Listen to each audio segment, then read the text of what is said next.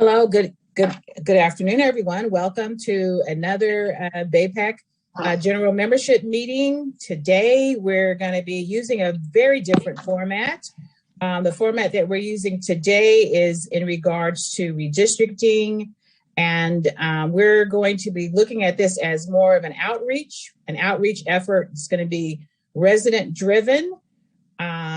We've been working with several residents in San Diego around preparation for redistricting. And this morning, we have the opportunity to have with us one of our commissioners, Commissioner Fernandez-Pons. He's with the County Commission of San Diego.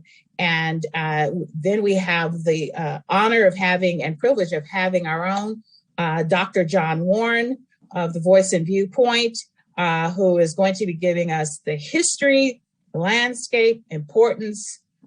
He is brilliant in regards to expertise in regards to political science. He is well known all over the country for his background in political science and in editorials. And we're so honored to have him here today with us.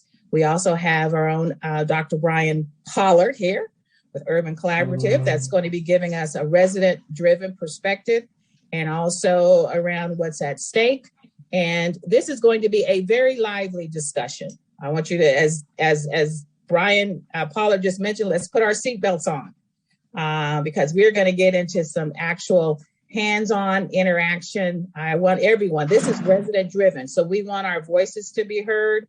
And we also want to participate in this once in a lifetime process that only happens every 10 years. And what we decide to do in terms of how we're represented in San Diego County, in the city of San Diego, and across the country is going to impact us all for the next 10 years. That's why we're taking this very seriously. And these leaders and experts that are on the line today are going to tell us how we can get involved. Please ask questions. The agenda will be, presenter will come on first, Commissioner Pons will come on for about 15, 20 minutes. And then we're going to stop for Q&A. Then our Dr. John Warren is going to, his presentation. And then from that, we're going to stop for questions and answers. And then with Brian Pollard and others, it's going to be very interactive. Questions and answers. This is a resident-driven meeting that's very different from the format that we've used in the past. We're going to go ahead and get started with our own Commissioner Fernandez-Pons, who is part of the county redistricting commission. We are so honored to have you here today, Commissioner Pons. And if you could introduce yourself to us, would be appreciative. Thank you. Yes, absolutely. Good afternoon. I am Commissioner Fernandez Frank Pons. I am a 33-and-a-half-year veteran, retired out of the United States Navy here in San Diego in 2015. And I got to tell you, I just find California to be just a great place to live, not just because of the weather and the environment, but the people. The people are so warm and inviting. And I've been around the world, and I can tell you, there's no better place to live than in San Diego. So again, good afternoon. It is great to be here and having the opportunity to brief the San Diego chapter of the Black American Political Association of California, BAPAC. Thank you, Mrs. Nash, for the invitation. In preparation for this meeting, I studied your organization's vision and its mission. It became obvious to me that the connection between the mission that you have and the IRC is clear. And I believe it is summed up nicely in your mission statement, and that is the issue of relevancy.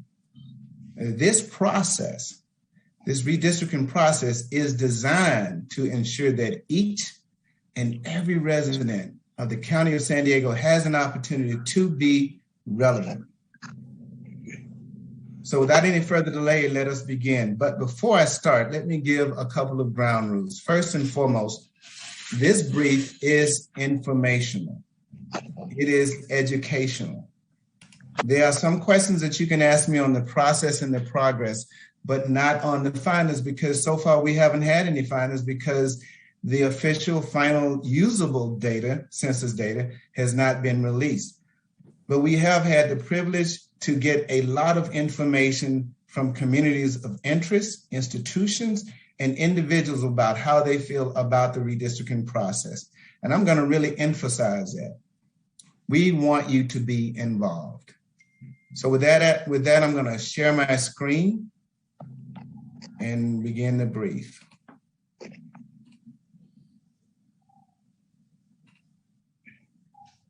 I hope everybody can see that. So here's the agenda.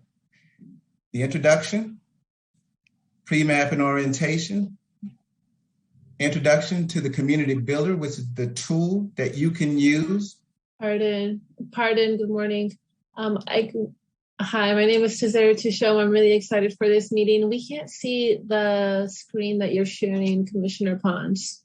You can't see the screen.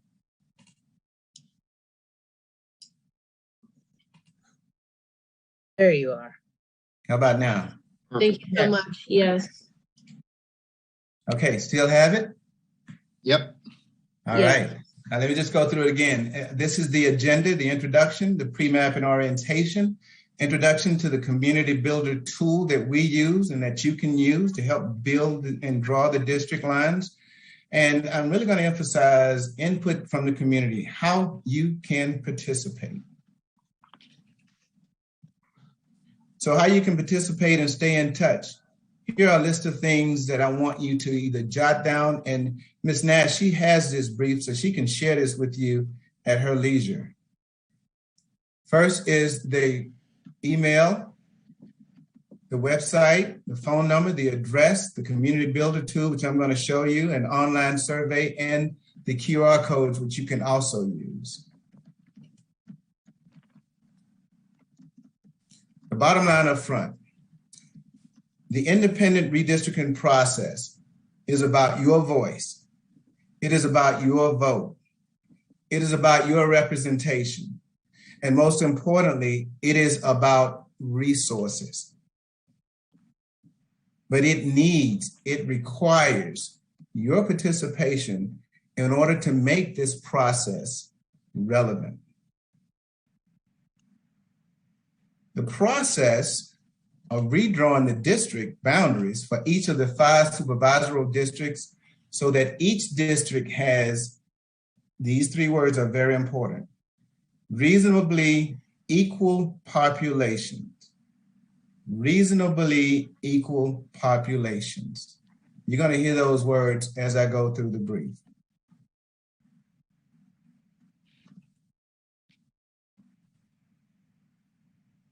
So who are on the Independent Redistricting Commission, the IRC? We're a commission of 14 volunteer citizens drawn from nearly 300 applicants based on qualifications, party affiliations that are proportionate to the political party breakdown of the county. We are very diverse, racially, ethnically, gender, and politically affiliation. We are trained and we are informed. We were pulled together in December and we've been training since we started. We've been understanding what we have to do, the laws and the constraints and the statutes of what we have to do, things like the Voting Rights Act. And most importantly, that training has not stopped. It continues and it will continue until this is done, because everything we come into contact with, we have to consider it as part of the process. Here are the commissioners. And as you can see, as I stated earlier, we are a very diverse group of individuals. And these are the districts that we come from. We don't represent anything, but these are the districts that we live in.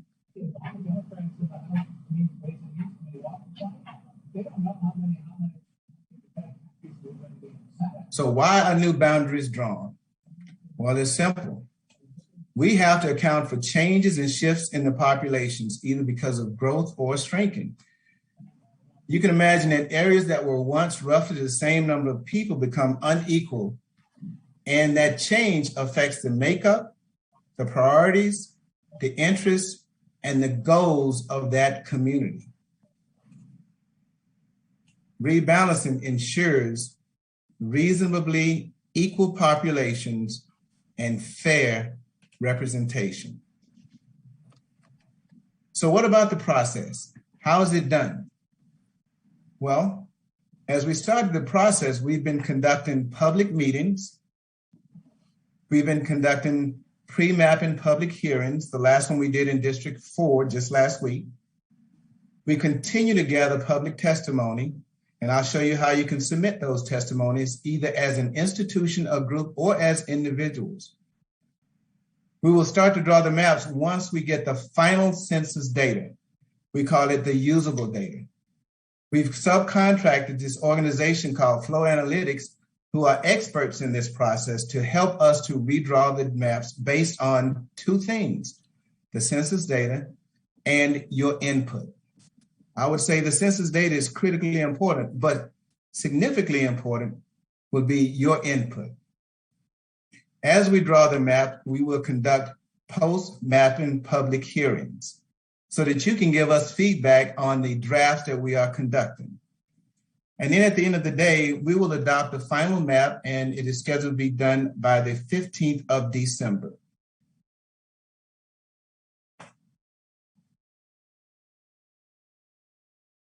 Here is the criteria that we use to draw the boundaries. There are some things that we can do, and there are some things that we cannot do. On the right, you see a map of the County of San Diego as it goes through the years gone by, the decades from 2001, from 1991, 2001, 2011. And you can see from that graphic how things have changed, and they will continue to change.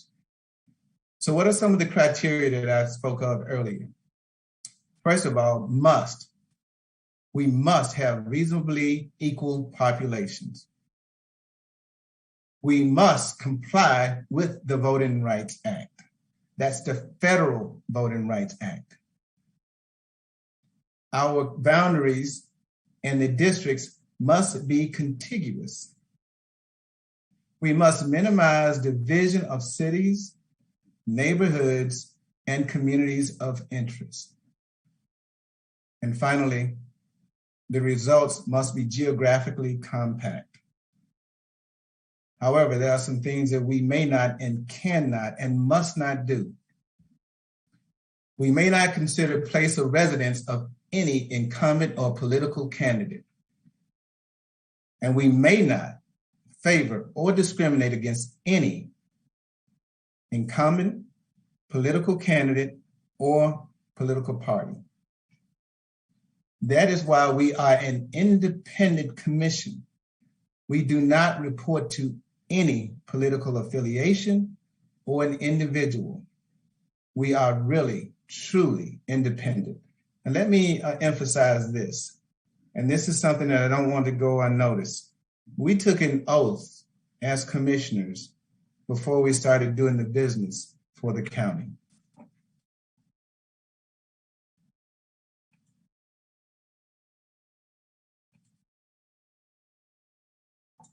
So there are some criteria specific to the San Diego County. That is, at least 3 districts must include unincorporated territories. 2 must be primarily unincorporated areas. As you can see from the legend, the County of San Diego includes 18 incorporated cities to the right. But the specific criteria for San Diego County, the County of San Diego, is that at least 3 districts shall include unincorporated territory, and 2 must be primarily unincorporated areas. That is very important. Why does redistricting matter? Well, in the top right-hand corner of this slide, you see a dollar figure. That is the dollar figure for the fiscal year of 2021 through 2022 for the County of San Diego. $7.23 billion with a B. Other than representation, that $7.23 billion would be allocated and dedicated to the services, the facilities, and the infrastructure of the communities that you and I, that we live in. Public services such as the public health services, social services, election services, voter registration, facilities and infrastructure like roads, parks, water, libraries, law enforcement, all of the institutions and the services that we have come to desire, that we have come to expect. So although this is seemingly a goodwill effort, there is a dollar figure associated with this, and those resources should be aligned and designed to meet the requirements of the communities in the County of San Diego. Associated with this, and those resources should be aligned and designed to meet the. I got a little reverberation, but I'm going to go ahead and continue. So how will the County of San Diego Redistrict Commission gather information to redraw the boundaries? First and foremost, like I alluded to earlier, we will use the 2020 census data. And secondly, we will use public input to help us to learn about and understand communities of interest. So what are communities of interest? COIs. They are contiguous populations that share common social and economic interests that should be included within a single district for purposes of effective and fair representations. Communities of interest do not include relationships within political parties, incumbents, or political candidates. The most important source of information for this process is from you, the public. You are the most important source of information for this process. And the only way we can get your input is for you to be involved. So what are ways for you to provide that public input that I continue to emphasize as a community of interest and or an individual? One person, one vote, and every person's vote counts equally. Use your voice. You can provide oral testimony at the hearings that we conduct. Now, thus far, we've conducted 5 hearings. We're going to conduct 3 more, one today after I finish here. You can submit written testimony at any time via email, regular mail, or going to the website. You can also draw your community of interest using the website's electronic tool that I'll talk about later. The key is that we want you to provide as much detail as possible about your community and the issues that bind you together and why you as a community should be united in a single district. As they say where I came from in Alabama, many hands make light work.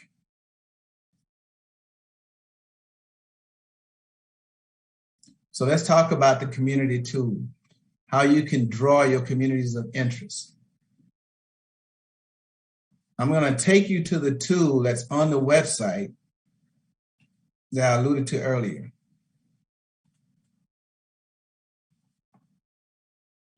This is the website, and it's on the County of San Diego Redistricting website. There's a link to this on that website that talks about the Community Builder tool. This is what it looks like.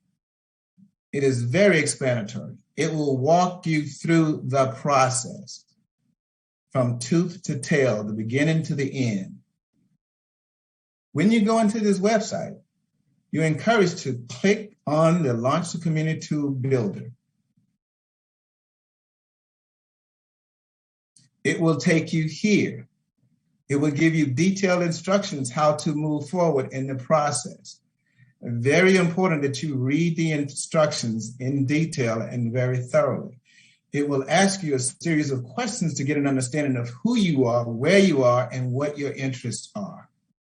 And as you go down, as I scroll down, you can see it asks, are you from a rural area, an urban area, industrial, agricultural? These are the things, the tenets that sort of binds you together as a community of interest. And then it will ask you to start drawing your community of interest. Again, this tool is very user-friendly. And I encourage you to get in, make mistakes, fill it out, understand how it works. Make this tool your tool, because this tool will work for you if you make it so.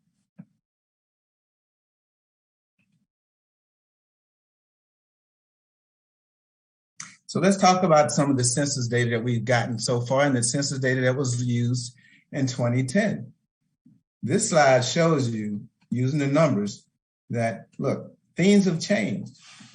In 2010, the county's population was 3,095,313. In 2020, it grew about 200,000. That's tremendous growth. To the right, at the top of 2010, it talks about the ideal district population. So when you take the 5 districts and you try to make them almost equal, out of that 3,095,313, the ideal population would be about 619,000 residents. When you look to the right in 2010, this is how the districts were divided based on that number of 3,095,313. You can see, for instance, in District 1, the population per district was 609,000. That was a deviation of 1.5% negative from the ideal district population based on that census of 619,000. So some adjustments had to be made. So fast forward to 2020 now, where we have 3,298,634.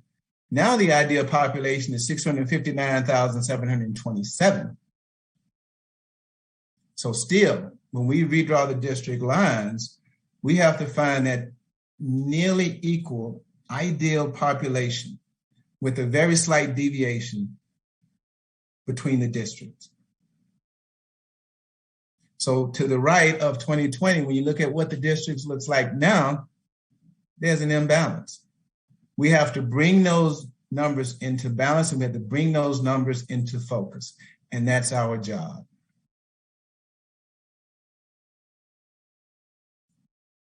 This is what the unadjusted census data would look like. So from 2010 to 2020, the change was, like I said, 203,321. That's a 6.6% growth. And you can see the changes in the different districts. Those numbers matter. But the voices behind the numbers, they matter most.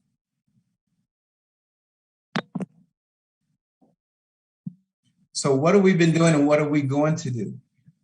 So as you can see, since August, we've had a series of public hearings for input, and we've had individuals to stand up at those pre-map and public hearings and make testimony of the things that are important to them, either as groups, communities of interest, or as individuals. As I stated earlier, we've had 5 pre-mapping hearings thus far. We're having one today, which will make it the 6th hearing, and we have 2 more scheduled. When you look to the right, we expect to get the official census data released on the 23rd of September. So that's in about 5 days. Once we get that data, 7 days thereafter, we will start to draft the maps. During that draft mapping process, we will have more hearings so that the public can provide their input based on as we draw the maps. Again, let me just emphasize and stipulate, this encourages input, this encourages feedback, and it encourages your involvement. And at the end of the day, December 15th, we will have finished drawing the map and adopted that map. We draft the map, we approve the map, and we submit the map. It is our map. It is your map. It is not a map from a politician or a political activist group. It is our map. It is our process.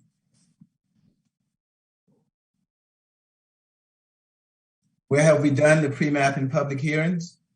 As you can see, we've had a hearing in Mira Mesa on August the 12th, and you can read on down on August the 18th. In Bonita, August the 26th at the Ronald Reagan Community Center. On September the 2nd, we had a briefing in Escondido at the Chamber of Commerce. September the 9th in your District 4, we had the briefing at the Valencia Park Malcolm X Library. And today, we're going to have the briefing in Carlsbad. These briefings are both in person and virtual. And these briefings are open to anyone. You don't have to be in a district to participate, attend, and to listen in to those briefings. Just go to the site, get the link, click on, and join in. I say that because these next 3 pre-map briefings, based on what you do today, will be very relevant to the process and very relevant to you as a community of interest. So I encourage you to please be involved. I bring this slide up again because I know, based on my discussions with Ms. Nash, she wants me to encourage, promote, and just ask you to please get involved. And these are the ways that you can get involved. I'm clicking the link to our official website. This is what the official website looks like. It has tons of information that would be useful to you as a group, as an institution, and as individuals. As you can see, it has all the different languages that we conduct the briefings in. It has a section on the Voting Rights Act, the services provided to make sure that we comply with the VRA. It has links where you can submit e-comments to the commissioners, where you can request speakers like myself to come in and brief organizations like yours. And you can subscribe for updates that will push the information to you. On down, you will have links to public hearings, the community builder tool, which I showed you earlier. If you want more information about the commissioners, all of our meetings are recorded and they are posted on our website. Again, it talks about ways to participate, the events past and present, and you can get a glimpse of what our training continuum has consisted of.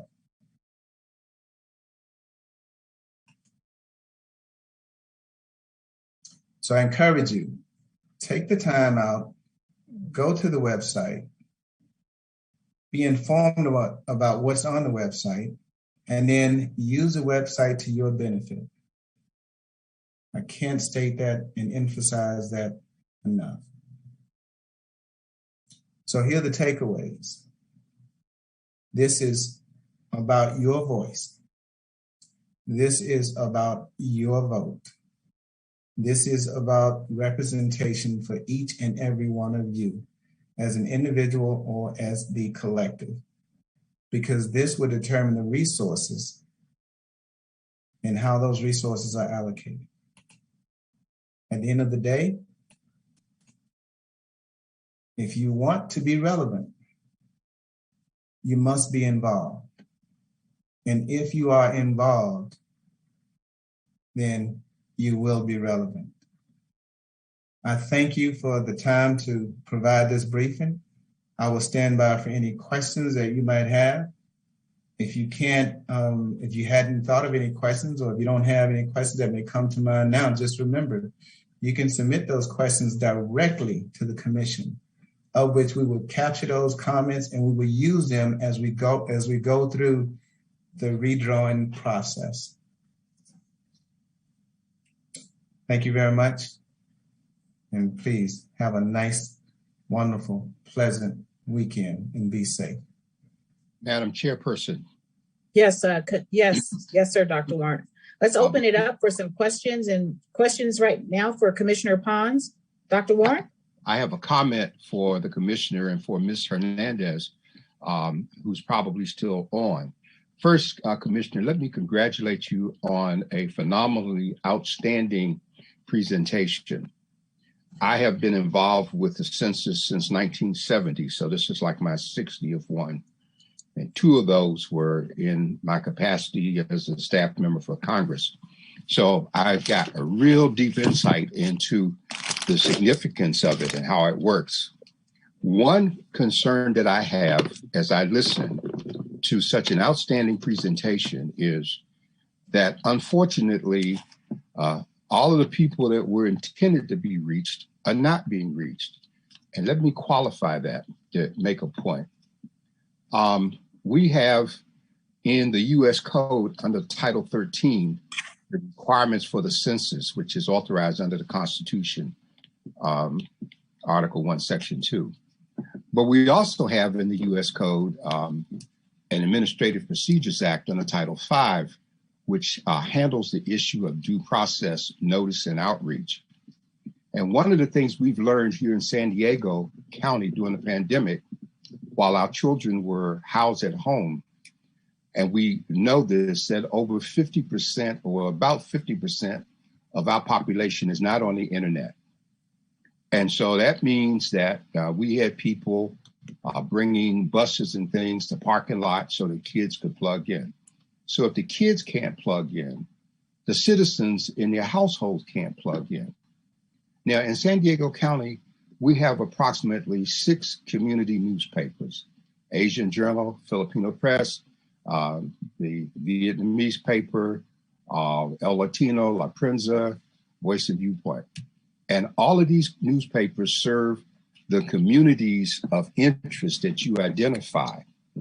And what is happening is that many of those communities will never know, because I've been looking at the numbers from the hearings, the outreach part of the census and in the contracts that have been let did not mean that outreach stopped with organizations and people passing out flyers. Under the Administrative Procedures Act federally, and I'm gonna be brief as I can, but this is so important because I know it's not being followed because people are not aware of what I'm saying. And this is critical in terms of the participation that you want.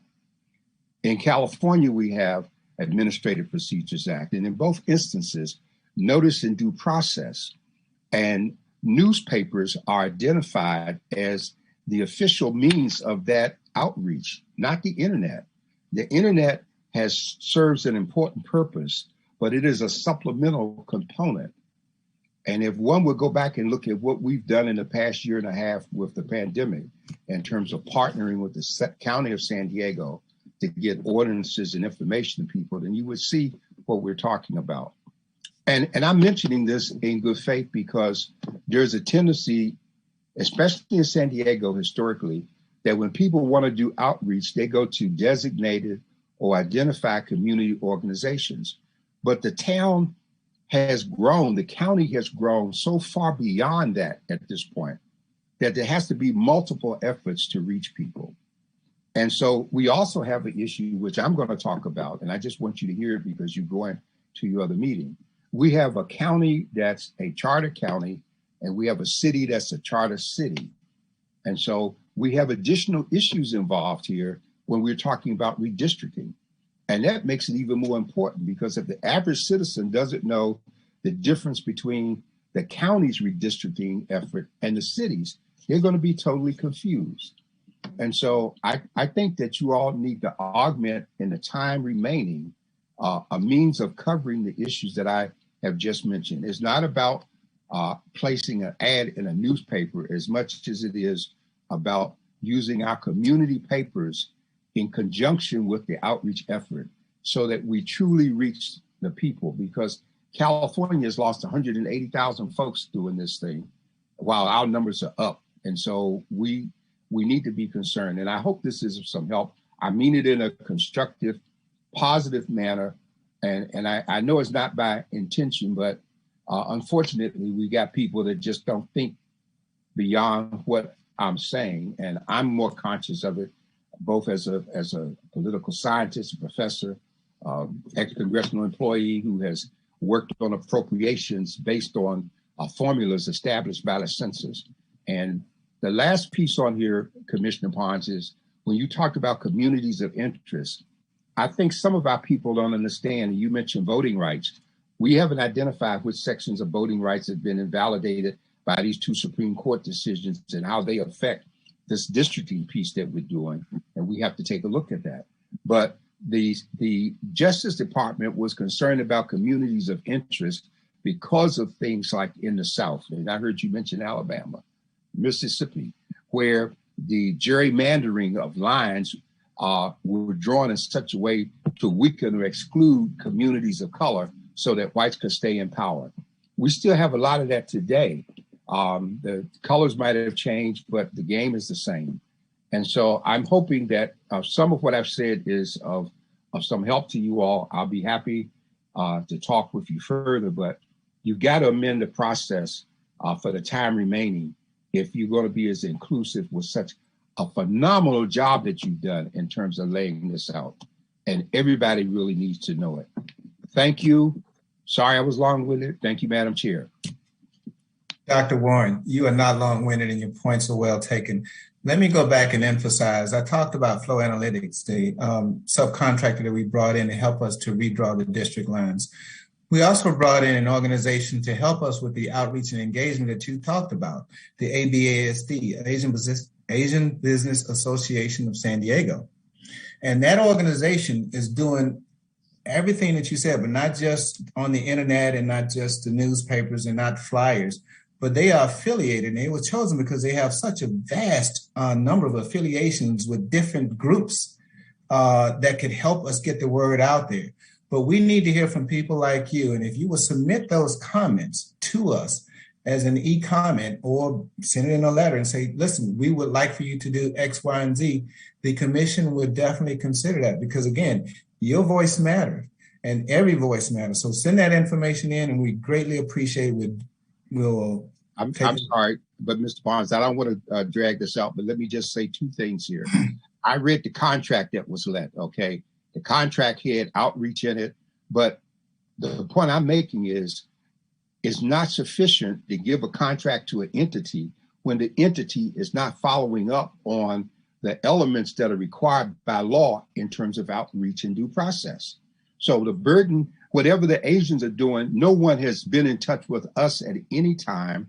And we have a cross section of people that we serve in terms of the 89 zip codes, 17 cities and unincorporated areas. It is not up to me to go to them. It's up for you all as the people that they are working for to make sure that their subcontracts is included. And that contract included $100,000 set aside. It included money for small businesses and disadvantaged, because I downloaded the contract. I have a copy of it. And there is no sign that these people are doing any of this. And by the time the IG gets around to looking at it, the whole process will be over. So that's why you all have to step up. I'm not going to take on the burden of writing out what I just said, because people like Barbara and the rest of you all, you know the process, you know what you need to do. All y'all need to do now is go do it, because I laid out where you need to go. And I know you know, at least they know, Commissioner, if you don't, because I deal with them every day. So I want to thank you, but I'm not going to take that burden on for them. Yes, sir. Thank you so much. Thank you. Thank you, Commissioner Pons. I echo everything that Dr. Warren has just said. This is the first I've ever learned that the outreach contract was awarded to the Asian Business Association. So we have some work to do in terms of making sure that outreach is conducted fairly and equitable. And this is the first time Dr. Warren has heard of it, or at least I've heard of it. And we're out here doing that, putting this meeting together. We did all the work.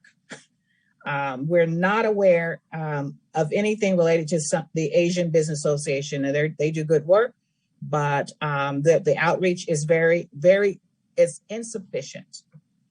And that's all I want to say. All right, now I would like to thank you for being here. Barbara, thank you for being here as well. Please take this information back to the contractors, Helen? and let's ensure that the outreach work is done fairly and equitably, and that important media presentations, media outlets like Dr. Warren particularly is included in this outreach process. Thank you very much. I want to ask, anyone have any questions? I'm sorry, questions? Please raise your hand if you have questions. We're in this for the long haul. Barry? Barry Yes, yes. I see you, Barry. You're on mute. Thanks so much for the presentation. I just have two quick questions. One of them is in line with what Dr. Warren had just mentioned, but it's regarding when the software and providing some sort of consulting support for the software.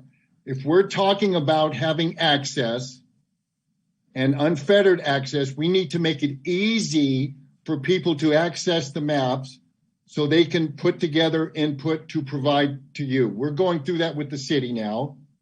And it is cumbersome for neighborhood and resident groups to automatically learn the software, right?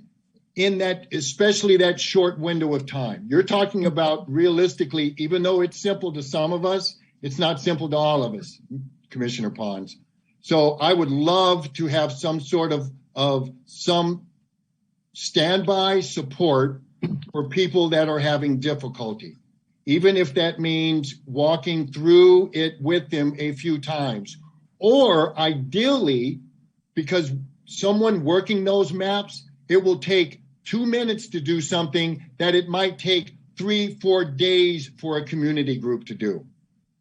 So my experience tells me that having a consultant or someone to walk some of these groups through the process will make it like 80-90% easier, and it will expedite it, and you will definitely get an increase of participation. So please consider that. And I don't think that's an unreasonable sort of request, but the other thing and it could be a personal thing with me, I'm going to cop to that. When we went through the city one in the process last 10 years, there's one thing that I really respected the last commissioners about. And that was they made a difference with input with residents and special interest groups.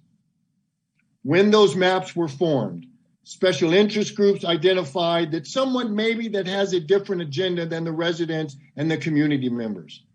Now, if those organizations are in that specific district, that to me is legitimate input. But it gets a little cloudy when you have all of these other different organizations with different agendas, right? And so I'm asking you also to consider that as your maps keep coming in,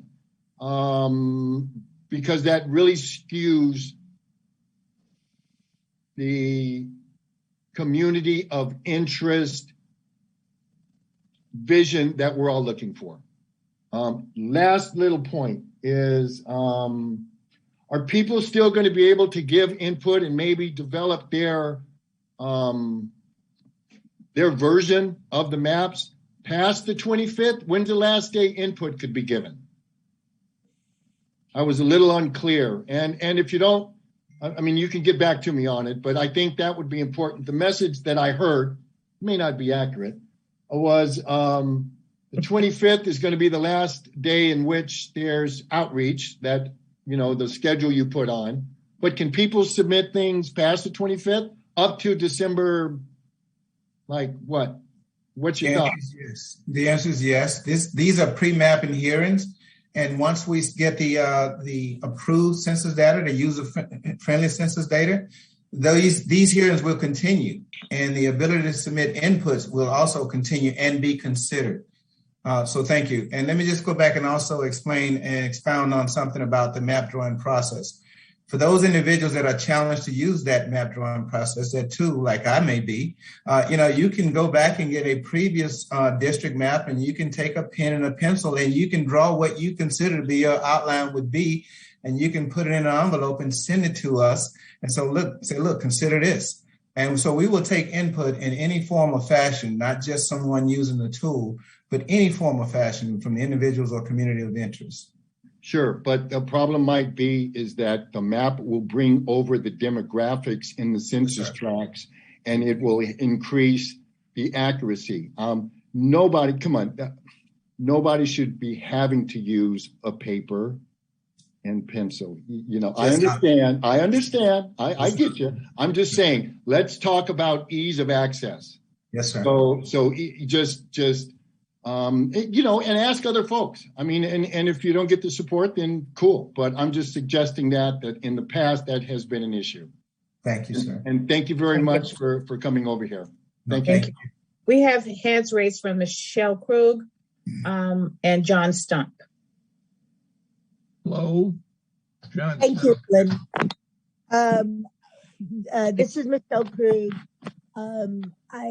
I have been trying to find out more about what is happening on the state and federal level. I'm blind, so let me start with that. So if you had shown what the main website is, I don't know what it is. I'm guessing that it might be We Draw the Lines, but I don't know that for sure. And I don't know what time the meeting is today. Mine are a lot simpler than the previous questions. What time the meeting is today? And do you have any access to blind people who don't use a computer, but maybe could use the link sent to them? Is there a telephone number where somebody could send the link so that I could access those meetings and be able to raise my hand and speak as I am here? Thank you. Yes, ma'am. Good questions. The phone number is 619-409-3003. The meeting today is at 1 p.m. Okay. You have to leave, Commissioner Pons. I want to get to John Stump's question, and then we will proceed further. Thank you. Mr. Stump?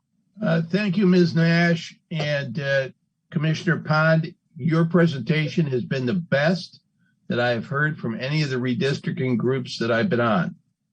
I want to support the comments of all of the other speakers.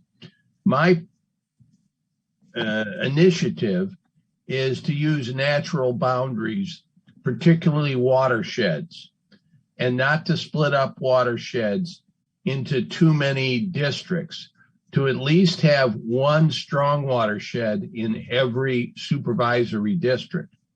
In the case of southeastern San Diego and City Heights, we are all in one watershed, the Choyas Creek watershed.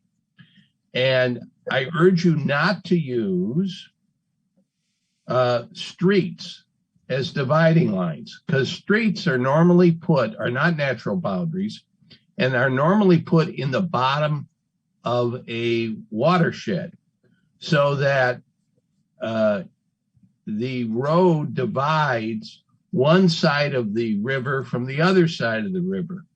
You know, the best example is Highway 8. You're either south of Highway 8 or north of Highway 8. They're both banks of the same river.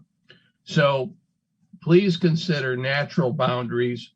Please consider keeping Southeastern and City Heights all in one watershed, and not including the San Diego Rivershed, which is Kensington, Normal Heights, and Talmadge in our watershed, because they're all in the San Diego River watershed. I see Dr. Warren thinking about how it works, but if you pour a bucket of water on the north side of El Cajon Boulevard, it goes into the San Diego River. If you pour the bucket of water on the south side, it goes into Choyas Creek. So we're totally different populations, totally different economies, and please consider the watersheds and don't use roads. Thank you.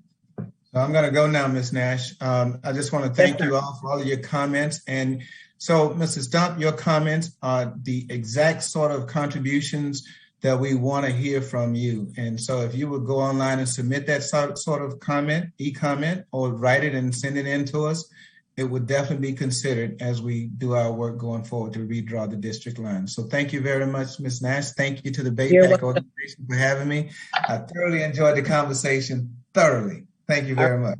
Thank you. Thank you. Bye-bye. Please repeat the phone number. Is it 409-3003? Yes, ma'am. It's 409-3003. Yes, ma'am. Got it. Thank you. Yes, all right. ma'am. Bye-bye Thank now. you, Commissioner Pons. Okay, Bye-bye. thank you. Thank you. We want to move on to hear from Dr. Warren. He had great comments regarding the outreach. Dr. Warren, I'm going to turn it over to you to talk about the history and what is really in it for us. What is at stake here in this redistricting? I'm going to try to reduce this to about 10 minutes, so I don't want anyone to get glazed over, fade away, or anything on it. But let me just start where it starts, okay? It starts with the Constitution in 1790, which is when we had the first census, and I think Thomas Jefferson proposed it. Other countries had censuses, but our census was initially intended to be the means to determine how the seats in the House of Representatives would be allocated. So the House of Representatives has 435 seats. The number of seats is fixed, but the numbers can change based on the population shifts. And that's why we have the census to gauge where the population is. Now, I've been dealing with the census since 1970, when I started out as a teenager on Capitol Hill. And we dealt with the census in terms of the results from both authorization and appropriations. And so that's what makes the numbers so important. Here's an example. A few years ago, we had more people moving from the Northeast to the South. And that movement, and I think we saw some of this in the last census, that movement made a difference. For instance, in the state of New Jersey, where my wife and I have an interest, we had two members of Congress that had served together for years, and the population shift eliminated one congressional district, and then those two people had to compete for the remaining seat. So it was almost like the children doing the thing around there's one chair and two people when the music stops, who sits and who's left out. So this is a part of the significance. Now, the scenario that we find ourselves in today is involved at three levels. Is involved at the federal level, and that's why California, with a total loss of 180,000 in population, is losing a congressional seat. Even though we see numbers here showing some increases in areas of California, like here in the county, I saw something said numbers were up, which is another whole issue. And so we have places like Texas, because California and Texas are your two largest states in terms of congressional seats. And it's all based on the census in terms of the number of folks that are placed in an area, and the numbers shift, but the seat stays in Congress. It just goes to a different state. Like our seat might go to Texas if they got more people. So that's the part of it right there. The other part of this thing is that the census itself is under the control of the Department of Commerce in the Bureau of the Census, okay? And so we have seen some very interesting things that happen, which we're losing track of. Earlier, when the reference was made to the Voting Rights Act, when the Voting Rights Act was passed, it was necessary because there was a system called gerrymandering being used. And I know you've heard this term and you wonder where it comes from, but it comes out of the year 1812 when the governor of Massachusetts, whose name was Jerry Amander, he decided to draw boundaries. And the boundaries initially, when they became political, were so that we will carve around certain areas to get a desired result. Let me show you an example of that here in San Diego County. In the last census, and Barry, correct me if I'm off on this, we had a situation where the Supervisorial District 3, which Diane Jacobs held, that district acquired Lemon Grove and Spring Valley. Now, Lemon Grove and Spring Valley might have pockets of Black population, but when you put them in a district that works with Alpine, Jacumba de Zur, and all those rural backcountry areas, then whatever those people do is a very small impact on the overall picture because their numbers have been diluted. And so the gerrymandering concept was drawing lines in such a way that you included people you wanted, excluded people that you didn't want, and you had a guaranteed political entity that would continue to deliver the votes the way people wanted to have the votes delivered. That meant that our poor people who didn't understand what was happening every 10 years in the first place, they had no idea that they were on the menu instead of being at the table. And so we were caught up in that whole scenario that was taking place. Now we got a very interesting thing because I noticed that Commissioner Pons kept using the term community of interest. And after listening in on the meeting the other night, it seems that some people think that a business district is a community of interest. Community of interest were not intended for business districts or pressure groups. When that term was first coined and it was being used, it was because of places like Mississippi, where people of color were a community, and they were a community of interest, but the boundaries were being drawn in such a way to dilute or eliminate their influence.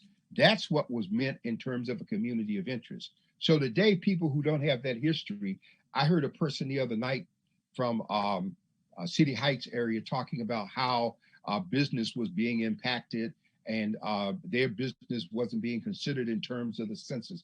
The census was never intended to consider business. It was intended to consider individuals, to consider people.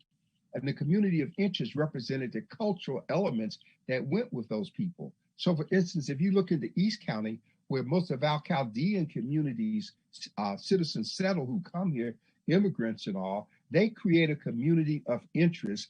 And the whole idea of the census is to ensure their participation and their inclusion. And so if we don't understand who we are as a community of interest, then we run into great difficulty. John Stump, I appreciate you making the watershed example, but when you were saying that, my mind also went to another element. Now, when the boundaries are being drawn, it is preferable that natural land boundaries be used instead of streets, by all means.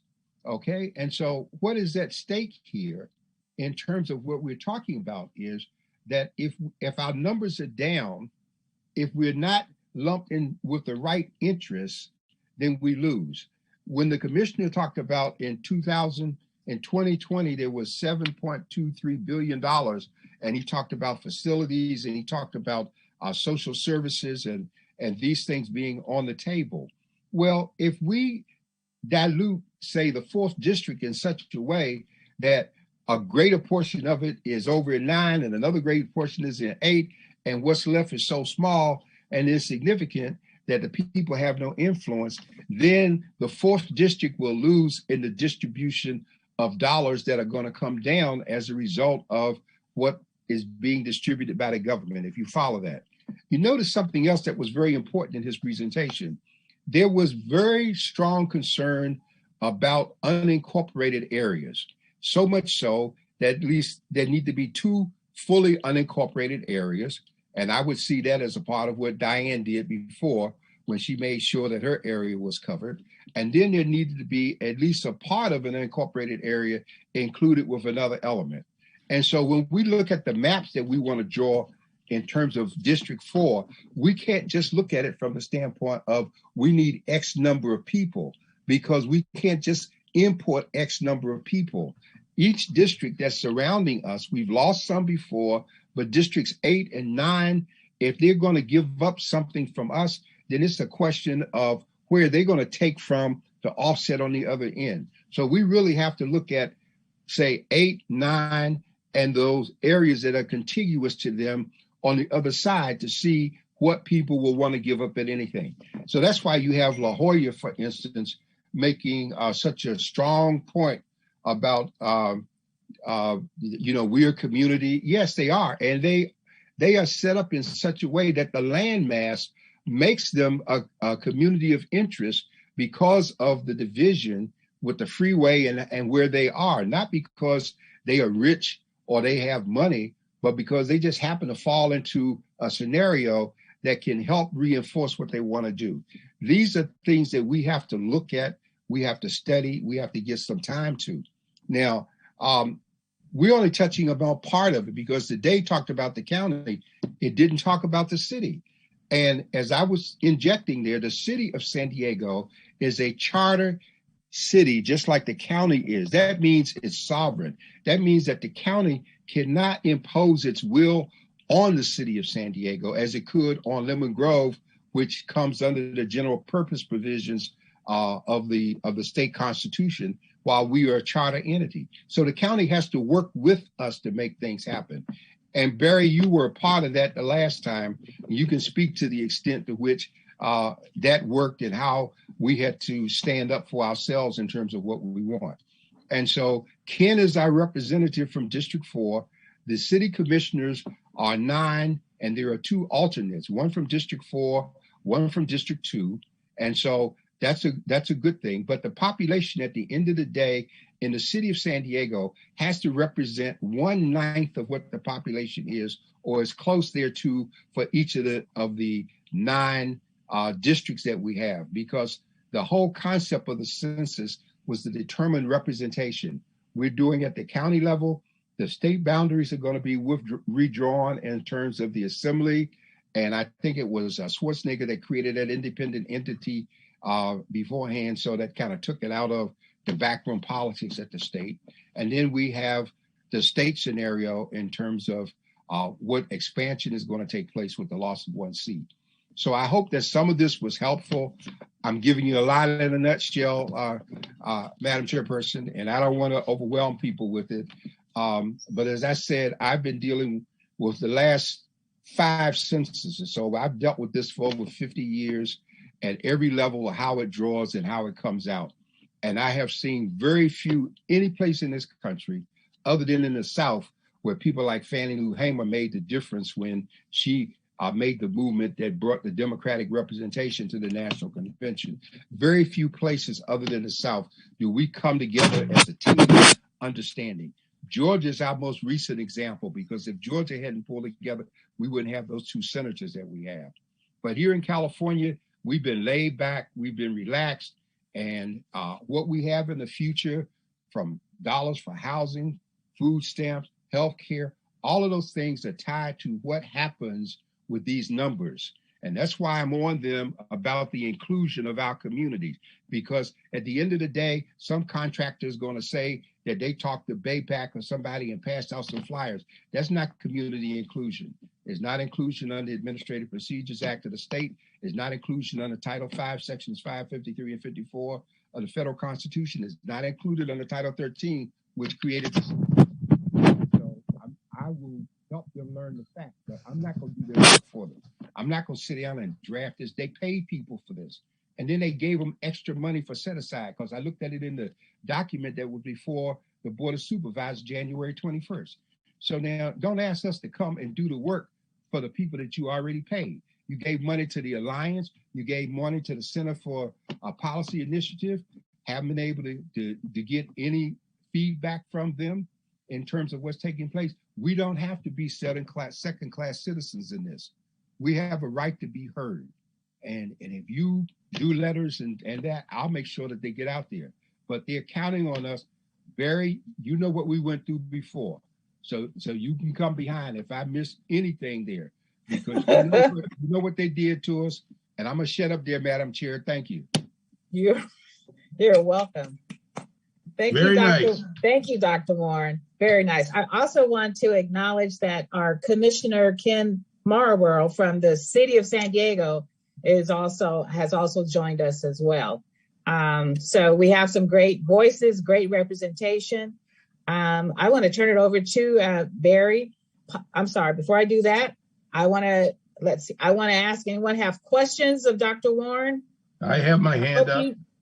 I hope you all don't mind that we are going to do questions after each speaker rather than in the end. Let's see. Any hands up? Anyone with questions? I have my hand up. John. Okay. Mr. Stump? Yes, thank you, Dr. Warren, for your excellent presentation. I want to make sure that everyone understands that all of Southeastern, all of D4, is the predominant district in the Choyas Creek watershed. And the only other portion of the city that is in the Choyas Creek watershed is the 2/3 of City Heights, and the rest of it, the Kensington, Normal Heights, Talmadge area, is in a distinctly different watershed. It's in the San Diego River watershed. So by using the natural boundaries of the watershed, you capture all of current and historic Southeastern San Diego and City Heights. Okay. Thank you very much. Oh, one other thought. You mentioned that the Congress is set, but it was set by law in the 20s. And an amazing fact, I studied law in England. An amazing fact is that England has a larger, more representative parliament than the United States Congress. Yes. It has almost 800 members, while we're down there in 400, and depending if you include the Senate, 400 or 500. So maybe it's time we also expand the Congress to provide us some more representation, maybe closer to what was required in the original Constitution. Thank you again, Madam President and Dr. Warren.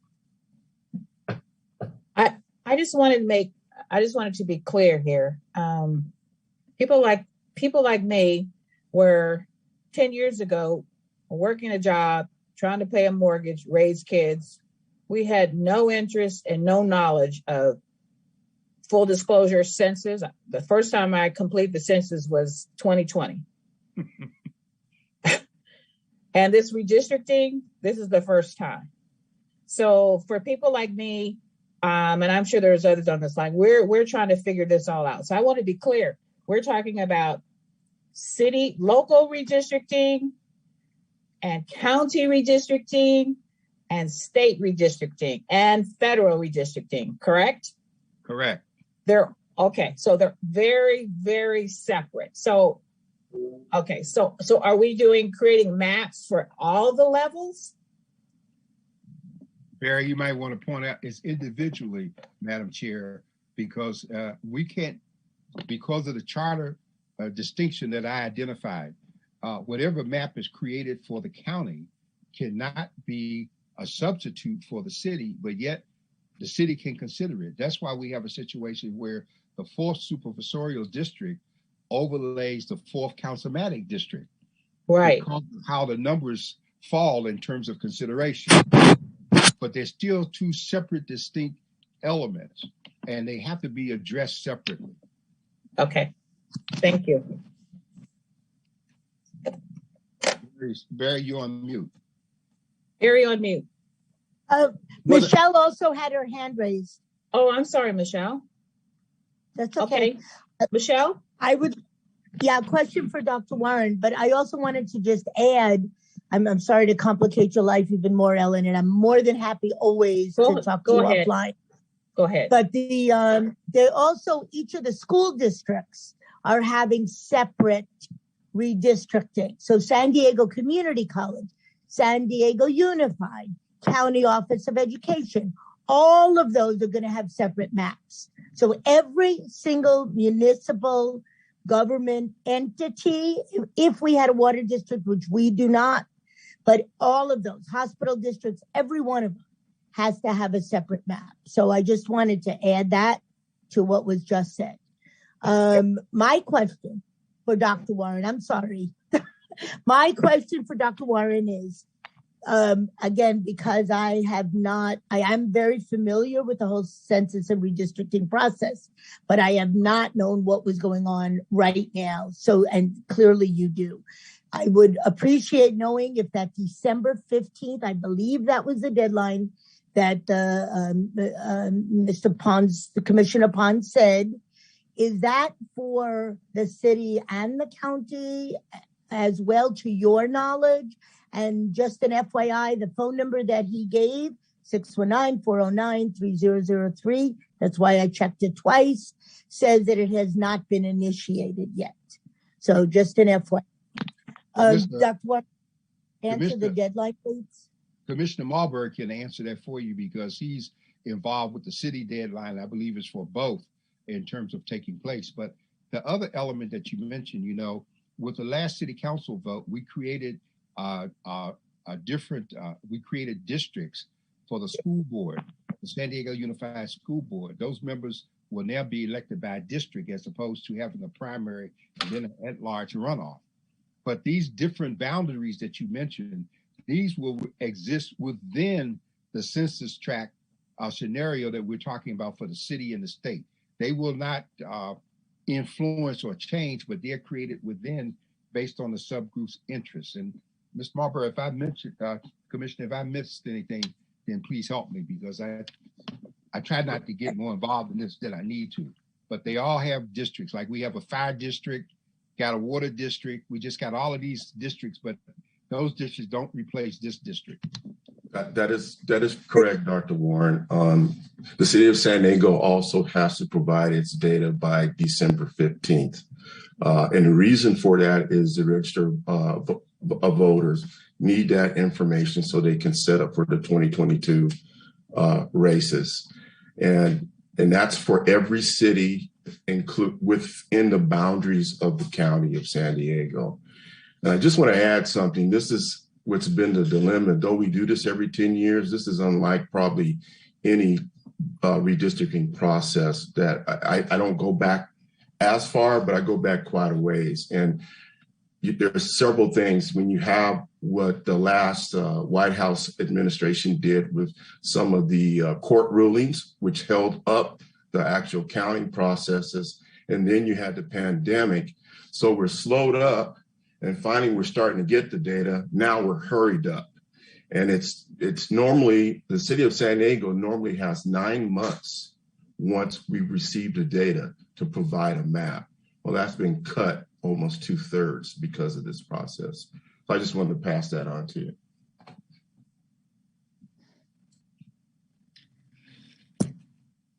Barry? Okay. So let me, this is going to be primarily focused on the city redistricting rather than the county or the state or the feds. But they sort of bleed into each other because I'm going to be talking a lot about process and what we went through the last go around back in 2010 and what we're doing today. And I brought up that software issue, you guys, a few times, and I will continue to bring that up because it's all about access for communities and normal folks to be able to give their input. And this is something that, you know, the city and the county are going to be wrestling with, but it's a matter of having someone available to walk these groups through the mapping process. They are easy, and I would say probably maybe 70% of the people can get through it on an easy basis or with a couple of shots. But 30% is about that figure that I have experienced that folks are going to struggle with it. And I was with the group, the coalition that we had back in 2010, and I'll give you an example, is it was a coalition that came out almost out of the blocks, out of the starting blocks, because what happened is there was, as it is now, a huge difference between representation, money, and the whole bit between north of 8 and south of 8, and in this redistricting process, you guys, it's like a pebble in a pond. There's going to be a lot of activity up in the northern part of the city. The Asians they're really going to give a good shot for an opportunity to have an Asian representative in city council. So that's going to affect a whole lot of different communities. Plus there's population issues. So what we're doing is we have a local group of residents and folks, and I want you guys to introduce yourselves. that's working for District 4. And so when you look at the map, and Ellen, do you have a copy of our district, or if you can give me access, I'll see if I can find it while these folks are introducing themselves.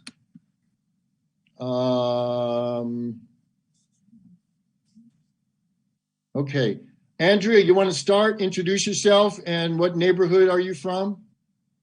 Sure, Andrea Heteru. Neighborhood is Valencia Park, but very close to Lincoln Park, and founder of the informal coalition Southeast Neighbors Together, acronym SENT. Been working with Urban Collaborative, or just in this committee for a while. Francine? Yes. Everybody knows you. Francine's on the coalition as well. Ellen is on it. Darren, can you introduce yourself, please? Good afternoon. My name is Darren Noyes. I live in the community of Encanto. Thank you, Barry. Yep. Layla? Layla Aziz. I live in the community of Encanto, South Encanto to be exact. Excellent.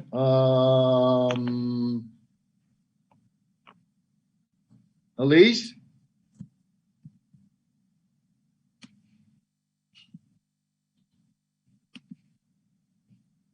She's muted.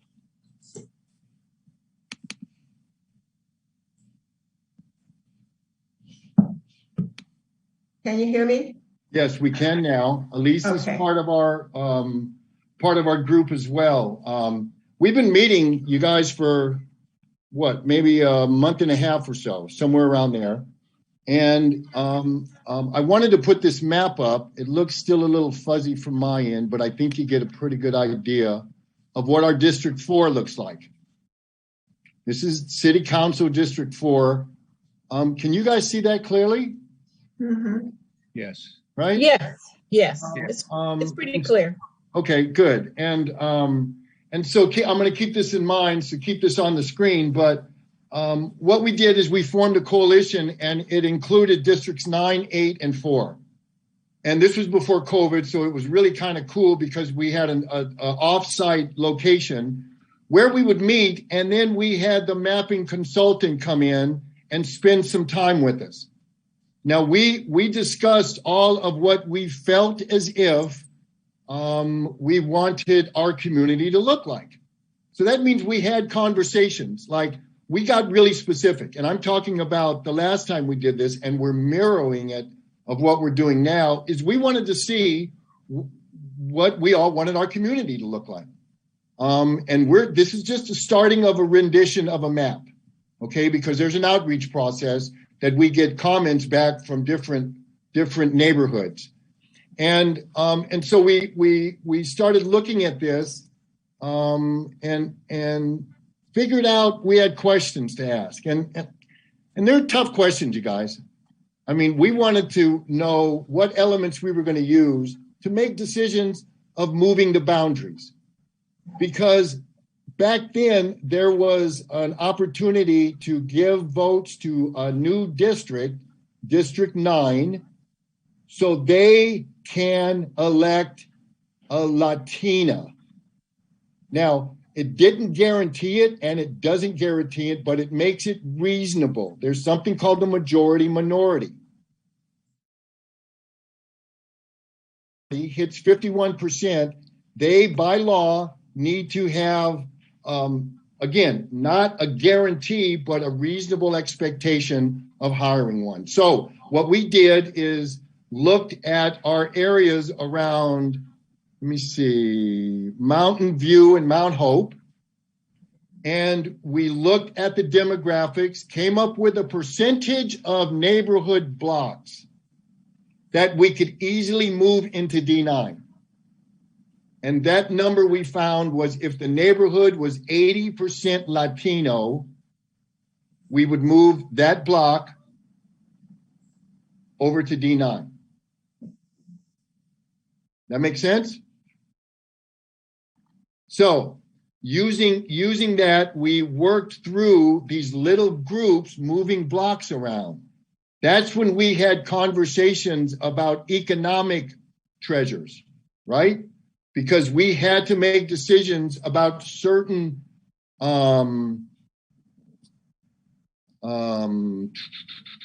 certain economic engines, certain shopping centers, certain large stores, right? And that was one of our treasures. We wanted to keep those. We also wanted maybe an increase in home ownership. Maybe we wanted to look at the income. Maybe we wanted to look at the propensity of voting. So we put a lot of other elements in those decision-making other than population and race, but wanted to look and see as a community. Because here's the reality, you guys, and we're doing that again this time. We do not have high numbers of African Americans in City Council District 4. So I'm going to let that soak in. And so the next philosophy, vision we wanted to get, reasonable, is get friendly allies. And when you talk to a bunch of people, it's a normal sort of a transition. So we need to look at some of those surrounding areas, literally, and find out these things. Because when we start moving people into our district this time around, because we're short, right? Then we want to be pretty selective and detailed and strategic and conscious of who's coming in. And so that means that we have to be organized in order to produce a better map and document and have a good narrative as to why we're doing this. So part of this outreach is what we did last time, and that is we're going to hit as many town councils in District 4 that's possible. And we're going to combine some because if we went on their schedule, we would not meet the December date to have our map ready. So we're in the process of scheduling maybe a couple of town councils together and other groups. And this is one of those outreach efforts today, and have this kind of conversation so we can get feedback from the community, from the residents, right? And so we're going to probably start that next week and have Zoom meetings and talk about. Now, when we went this and did this last time, what we realized, you guys, and here's where the ugliness comes in, is there is always going to be communities that are going to be reluctant to come into District 4. Those communities last year, or the last go around, was Redwood Village and Rolando Park. They're over by College Grove. One of our goals was to bring College Grove back into D4. Check that box, that happened. Along with that were those census tracts that circled College Grove, over by where the Voice and Viewpoint is. Right, John? Over in that area. Okay. So we had some outreaches, and the disinformation, you guys, that we experienced was unbelievable. So one of our outreach efforts was at the Kroc Center on University Avenue. About 200 or 300 people were there, mostly in that area. And literally, you guys, I had people come up and talk about against our map because they didn't want to have their crime rate go up. They didn't want us to be, or they didn't want to be part of District 4 because they thought their insurance rates were going to go higher. Yep. I mean, they literally thought a busload of Black people were going to be dropped off at every corner. So lock your kids up and get them off the porch. And I have to tell you guys, these young families were in tears over this. They were literally, it's ridiculous, but it was so sad to see. And so that dialogue is already starting. we are looking at expanding up on the other side of University to El Cerrito, up around Crawford, because we have to move. We have to get more people. So we're doing our research and looking at that area. Well, somebody in El Cerrito's caught wind of this. And John, I think you were you at the last District 4 stuff? And she got up and said, the lady said she did not want to be associated with District 4. and she hesitated, you guys. She had to catch her words because, you know, I've been around the block a few times too, and that N word was really close to coming out of her mouth. And she had to take a deep breath and change that because she was getting carried away.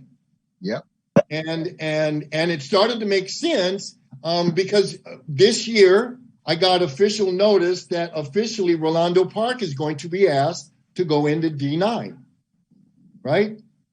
Didn't surprise me because the map we saw that a group put together in District 9 had their little unity map for business districts, right? John referred to it earlier. And it was part of a plan to literally, in District 9, you guys, get rid of all Latino votes and make D9 white. I mean, that's the short story. And when these maps become more visible, you'll see. Well, part of their little make D9 Caucasian was Rolando Park and Redwood Village. So they wanted to shift it all up, put all the Latinos in District 8 and District 4 just to get them out of D9. So when we talk about the importance of redistricting, this is an extreme. So when we talked about all the money that's going to be allocated, it is through the elected representatives. You guys know when you have an effective city council person and you know when we don't. And so this gives us an opportunity to make sure that we are able to elect someone that understands, that loves our community. And so that's sort of like the overall reason why this is really important. Everything else phases off of this. So you could see the result, let's just say, of D9 if they got that map approved. So there would not be any representation of color in that district for as long as that map was floating around, because Kensington's there, Talmadge is there, and they go north. So going north means they're getting ready to jump over I-8, right? So you see how this can affect the city population and the balance of the borders. So like I said, we're looking at moving north around the Crawford area, as well as north around Ridgeview, which poor Ridgeview has been in District 4 and out of District 4, I think every other year. And they seem to be that community that, and I've checked with them already, and they're open to hearing it.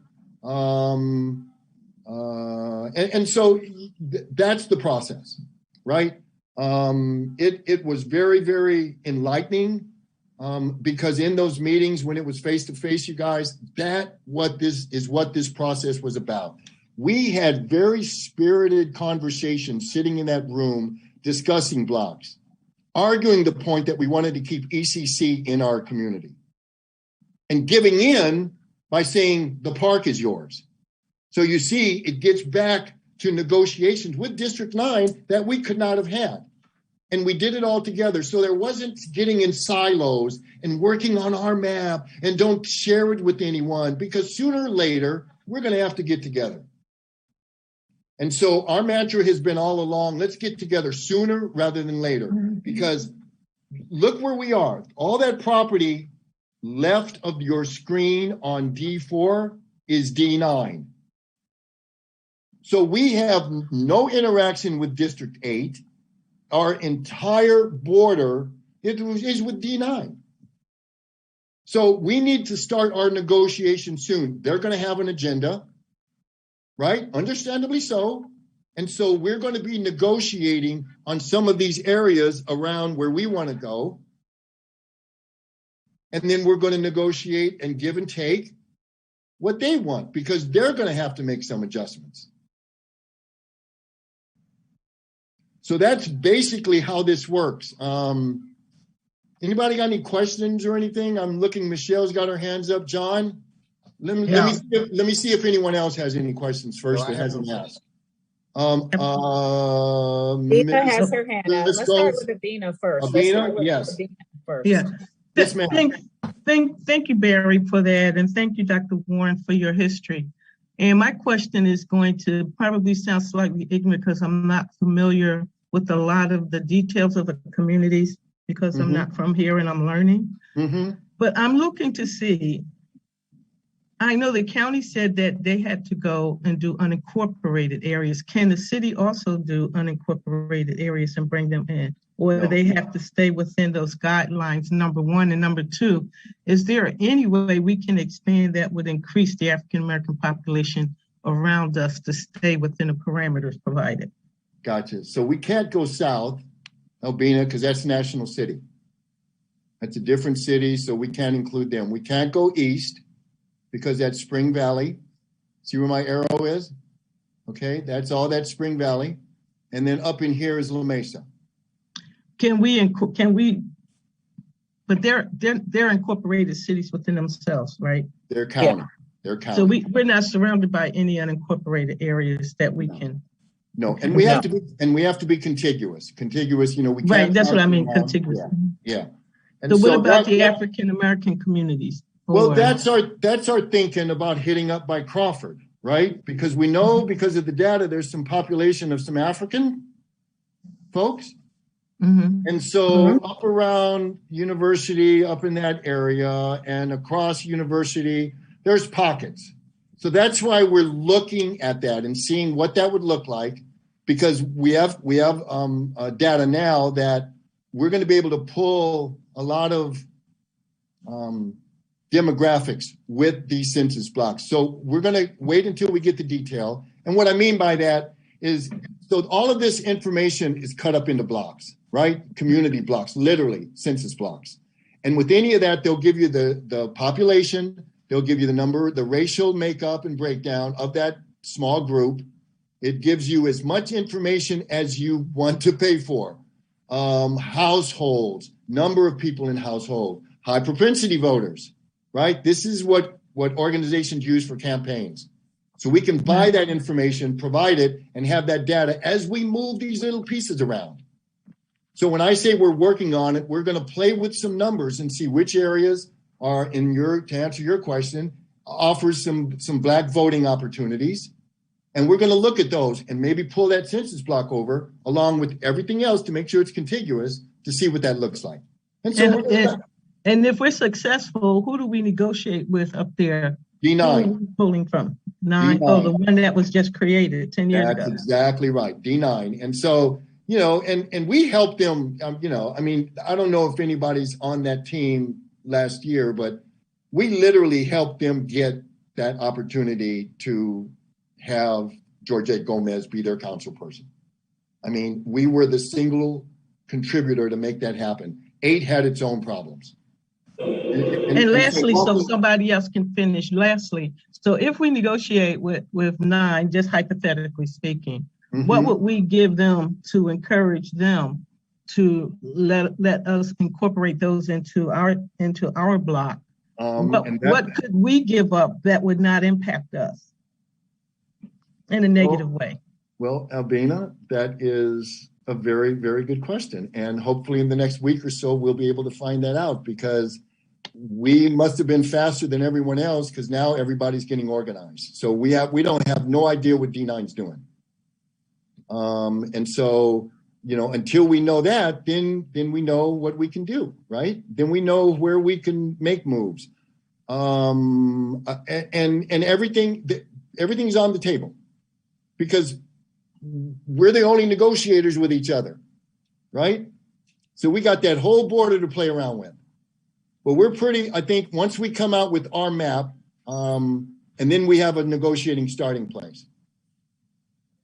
And then we take this on the road.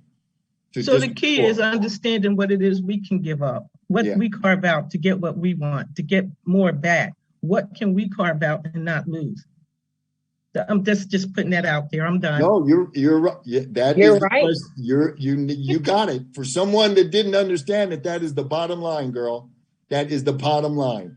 And that's where we are. And if we're not there right now, we'll probably be there in a week or two. Right. Anybody else? Hand? I see John, your hand is still up. Is that? Yeah. My hand is still up. Let me. And Michelle. I know. And maybe you go with Ms. Krug first. Yes. Michelle? And Yeah. I have some questions too. So, and we're at 20 minutes to 2. Okay. Okay. I'll make Michelle? So, number one, I did not hear any representation from Paradise Hills, just an FYI, and I'm very interested in this redistricting. And just for clarity, National City is not south of District 4. It is west because it's 2 blocks from me in Paradise Hills. What is south of District 4 is the Freeway 54 and Bonita and Chula Vista. And National City is incorporated, whereas Spring Valley is unincorporated. But I think that we need to negotiate, in my opinion, and that is what I'm planning to do with District 8. Because we have, number one, I've seen the census data, and we need to grow in District 4 by 5. I believe the number was 5%. Don't quote me on the number. But if we have to grow, we have to add, period. Even if we stayed exactly the same, we would still have to add another 5%. And so I think District 8, given the fact that we share a planning committee, and we have done that for at least 20 to 25 years that I know of, and it may be longer than that. I think that's going to be important to look at that. And I also, I have no objection to going north as well, but I'm just saying, don't leave out Paradise Hills and Bay Terrace, because we are down at the south end of it. That's all. And Michelle, those communities are on our outreach schedule. So not to worry, we will get there. And thank you for the suggestion. When you get some time, if you can let me know where District 8 comes next to District 4, then we might be able to have that conversation. Because right now we have to be contiguous, and we can't jump through D9 to get to D8. Does that make sense? Agreed, but look at the City of San Diego planning committees. No, I understand. And it is, and that's where you can see where it's contiguous. But I'm happy to talk to you. All right, Darren, you want to jot that down so we can discuss that at our next meeting, perhaps? I sure will. Thank you. Michelle, is that it? Yeah, that's it. If you could get my number from Ellen, or I can give it to you and let me know about the outreach into Paradise Hills, I would very much appreciate that. Can you put it in the chat, Michelle? Can you put it in the chat? I'm blind. Do you want to do it? Oh, I'm sorry. I didn't know that. That's okay. I'll give it to you. 619-888-4974. 619-888-4974. Thank you. Got it. Okay, Michelle. Thank you. Okay. Mr. Stump? Yes. Again, on the natural boundaries, all of the areas that Mid-City Mesa map is adding are in the San Diego River watershed. They're not even in the same watershed as ours. Second, if you want to I really enjoyed your historic negotiations on when people found out they might be associated with D4 or D9.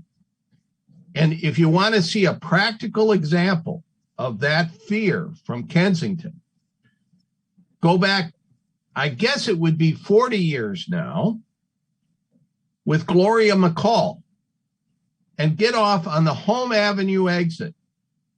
Anybody that's gotten off on Home Avenue knows you get off that long exit, and then you can only make a right onto Home Avenue. Originally, that was supposed to go left to Market Street. But when the folks in Kensington heard there would be a direct connection across the color line, 94, they said, hold on there, Gloria. And that's why you have that dead end at Home Avenue and the freeway. Finally, Mr. Stump, can I interrupt you just for a minute? I have Layla Aziz here, and she has to. Take her. Yes. Layla, can you go ahead and present? I know you have to leave. You have to leave soon, and I wanted you to share, have remarks. If you could talk about if you have information about the state. The state redistricting efforts, and also the unity mapping that you had referred to, yes. And also the call to action meeting that email we received from Trend. Those three yes. items. Thank you. I think one of the most important things, and this is what I've learned from the elders who I work with in the community, is anytime that we're building coalitions and we're building anything that deals with trust, we have to have a level of transparency. And in transparency comes accountability. So as we build these coalitions, we have to be able to check each other about outside conversations and conversations that are meant to diminish the work that's being done. One of the most prominent conversations I'm hearing right now, which has absolute no truth in it, is one of the biggest reasons we're having a problem organizing for the city lines is there's absolutely no funding that anyone is getting to do so. One more time, the city was left with no organizing because there is zero funding to get this done on the ground. There might have been some organizations who received some money, like we heard the county commissioners say, but no local orgs have been given any support to do so. On a state level, because of the voter engagement work that's being done and the other work that's being done, there was a Black Hub convened to only draw state lines. And those organizations were given a very limited amount with the demographer. So we were able to draw those lines. One of the biggest areas that we saw on the state level, particularly with the Assembly District, is incorporating El Cajon into our Assembly District, which is going to be very in El Cajon.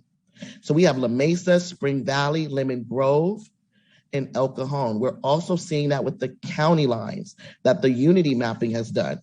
I believe CPI received some assistance from labor financially to convene that table and that unity mapping. Other than that, no resources were given to anyone on the ground to do any county mapping. One of our allies, because us getting allies isn't just, oh, let's find some people. We do this all the time. We create allies and trust and accountability. So when it's time to move, we've already have that to move.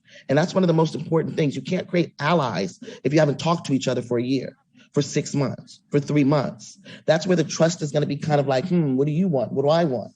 There's alliances that have already been made, that the trust has already been built, and we need to keep building on that and learn from our mistakes. A true coalition doesn't start on emergency day. Proper preparation prevents poor performance. And that's how we have to look at it. Our main thing at Pillars is community building. Electoral politics is nice. That's 5 to 10% of what we do. We're about going in our community, building our community, and ensuring the decriminalization of Black and brown people in Southeastern San Diego. And if it takes a vote to do it, that's when we will be there. Other than that, we're on the ground working within our community. You saw the data that just came out. Don't let them lie to you. District 4's crime rate has not gone up. One more time, look at the data. Do not let these news groups, and Sandag never said our crime went up. Look at the 24-page report from Sandag that I read. Look at the work that BAPAC, that Black Men United, that Pillars of the Community, that Paving Great Futures, that Black BCA has done, and why our community, Lincoln Park sometimes is our problem child. But we know we need to get over there and we need to do more work over there. And they are in our boundary for redistricting. So anybody who comes in and says that we have a crime problem, they have a crime problem. They rape up there. Women are not safe in some of their neighborhoods. And that's one of the biggest jumps that I saw in crime in the city of San Diego, is that rape is just at an astronomically high amount. But nobody wants to talk about that because that's not Black folks. But let's get back to what we were talking about. When we build these maps, we have to have these authentic conversations. We were able, because of our fear of labor, let's just put everything on the table. and wanting to do what they wanted to do with the county maps, that we would be left out. So PANA actually purchased a demographer and gave 10 sessions, 10 hours to 5 to 6 organizations. Pillars was one of them.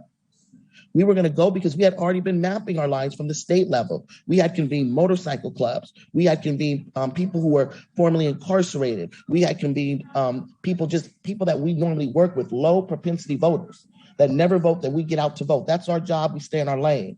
We convened those people. We had already drawn maps. So when they said that we had a demographer and Barry was putting the call out, we said, okay, let's assist here with the demographer.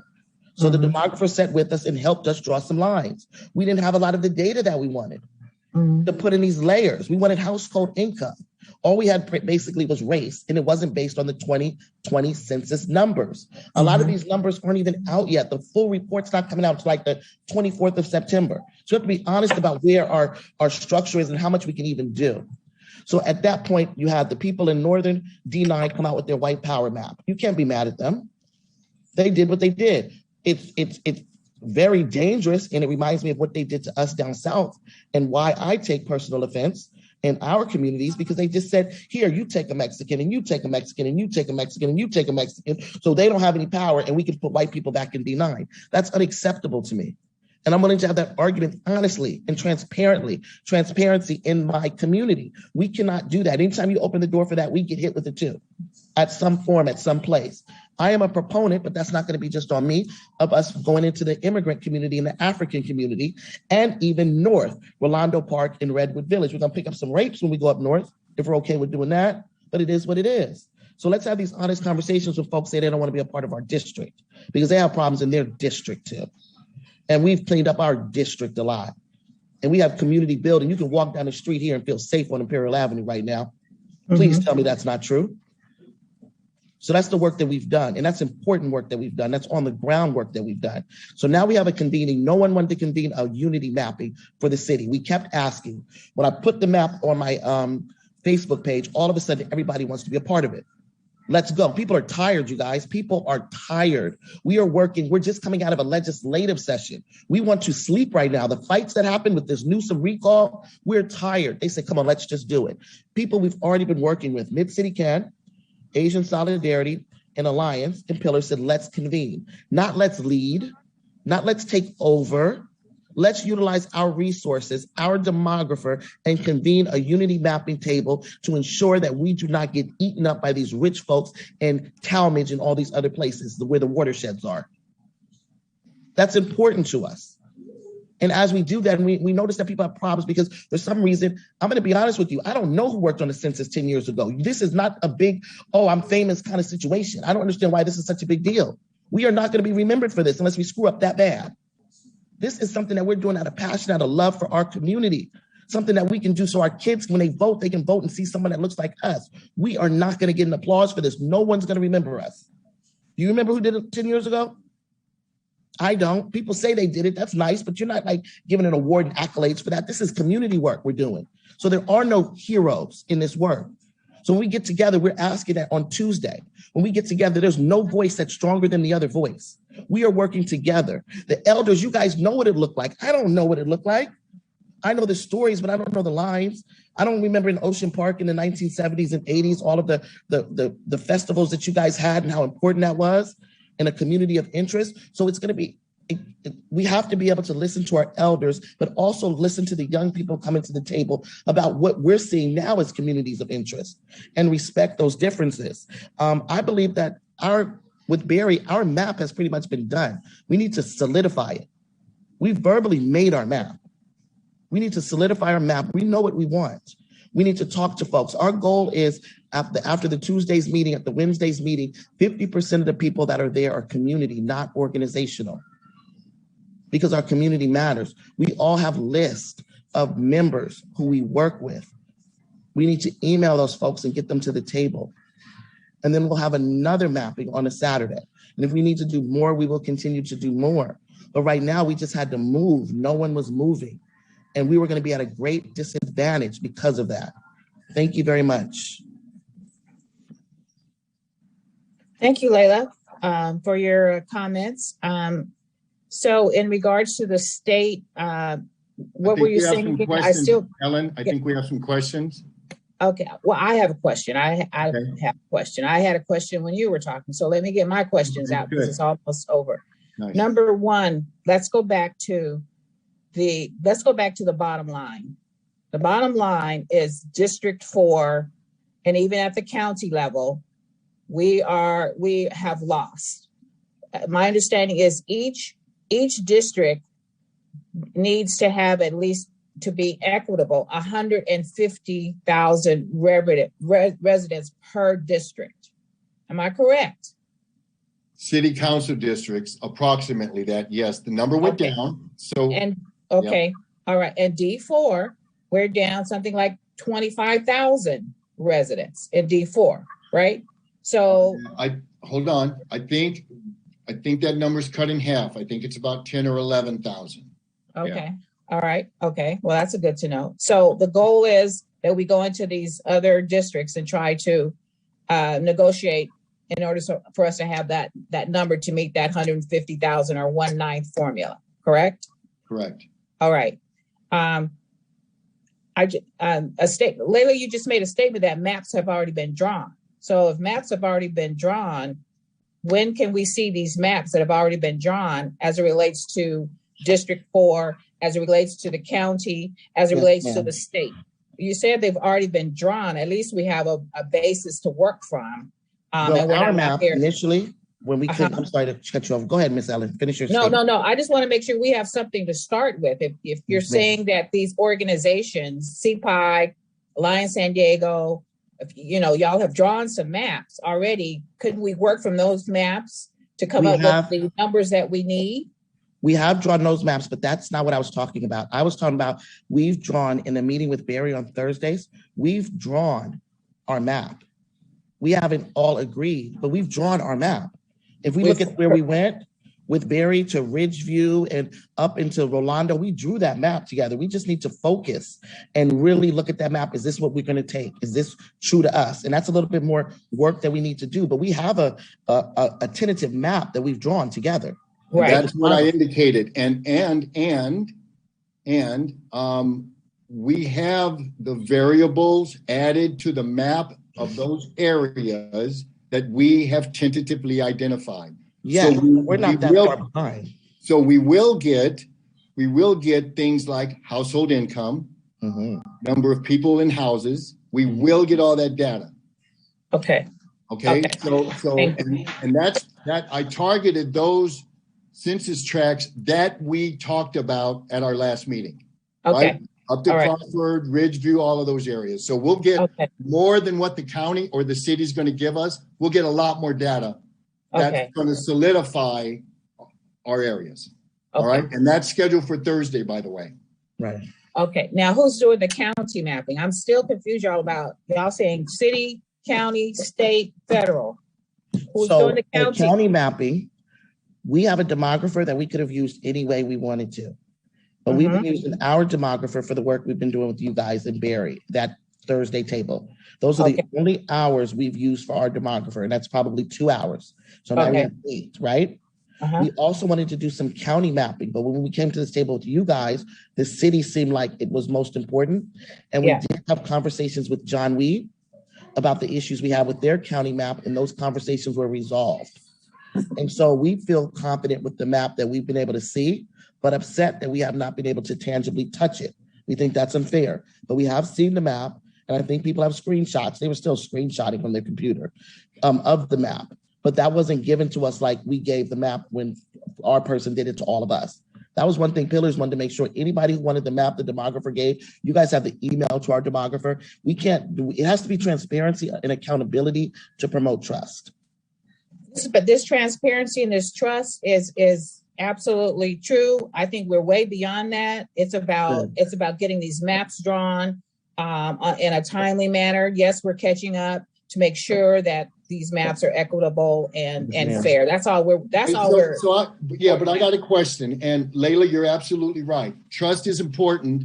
Why doesn't CPI, part of this coalition, release their maps? Do you know? No. Does that generate trust in your soul or what? I have trust for the leader of CPI, the organization, So Dr. do I. Wade, and I have love for her. But the reason why PANA gave us our own demographer is because we couldn't get the maps. So that stays with it. That says everything right there. We just chose to use ours for the city work that we're doing with you guys collectively, because it's important that D4 has that.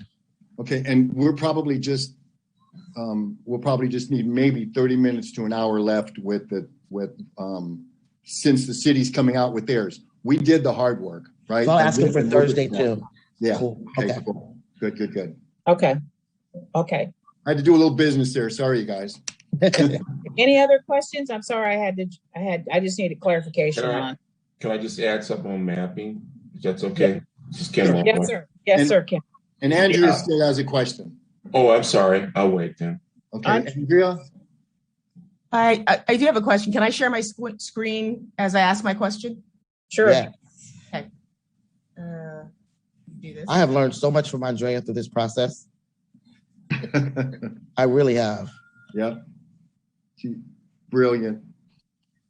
We have excellent experts in our community, and and to Layla's point, on call. If I'm you glad they're all here. If you notice, there's a bunch of young people that are intimately involved in this process. This isn't by coincidence. And I'm hopeful that someone in this group will take over the reins. That's the idea. Absolutely. So, Andrea? Can my screen be seen? No. No. Barry, close your screen out. Yeah. Yeah, Barry.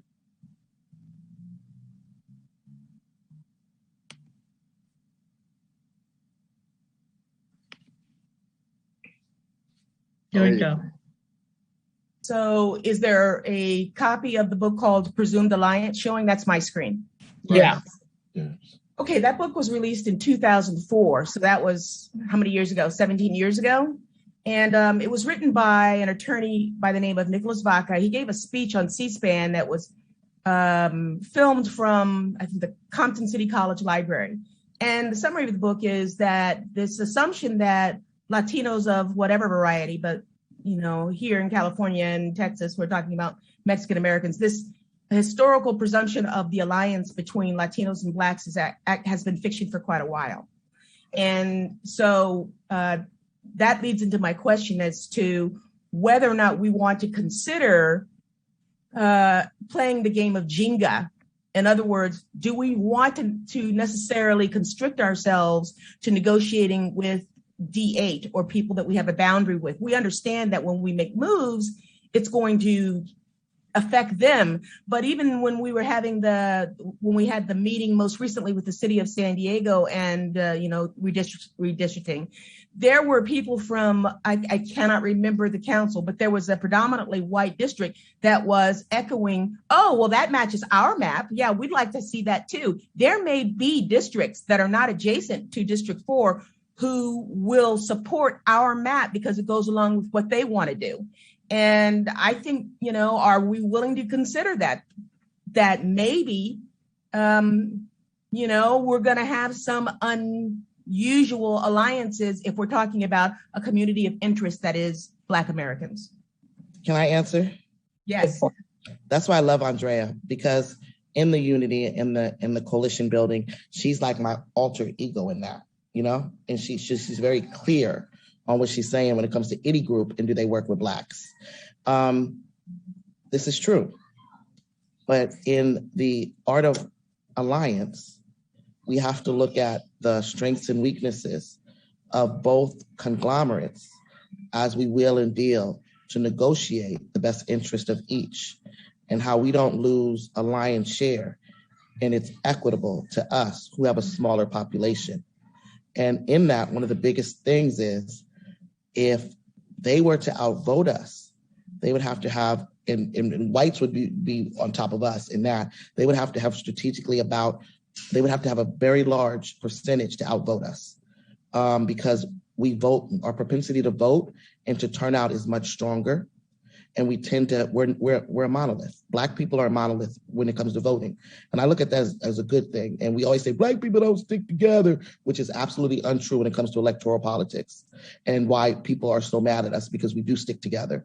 So in that, when we come to wheel and deal, we know that's our power, because they have a very low propensity voting, and a lot of people who can't vote. So you might have a Hispanic population, but you have non-voters within that. And we have the same. We have Haitians, we have Jamaicans, those people can't vote.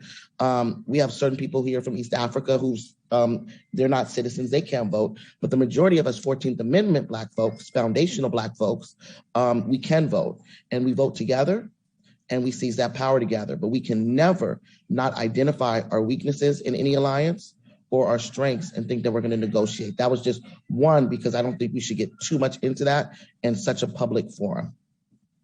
Does that make sense, Andrea? It does make sense. And I agree with you. I think what I'm saying is that I think we might be able to leverage better our negotiations with the Latinos in District 8 if we show them that we're willing, possibly, if somebody else has something, if they're willing to put something on the table and actually put something in writing, such as as we draw these maps, we will commit to developing this particular area and setting aside a certain amount of contracts for Black-owned firms, that type of thing. That if we have something to leverage with the Latinos, the negotiations might go better. But yes, I'm totally with you in terms of looking at the pros and cons of alliances with each and every group. Yeah, and there's legal ramifications to anything in writing.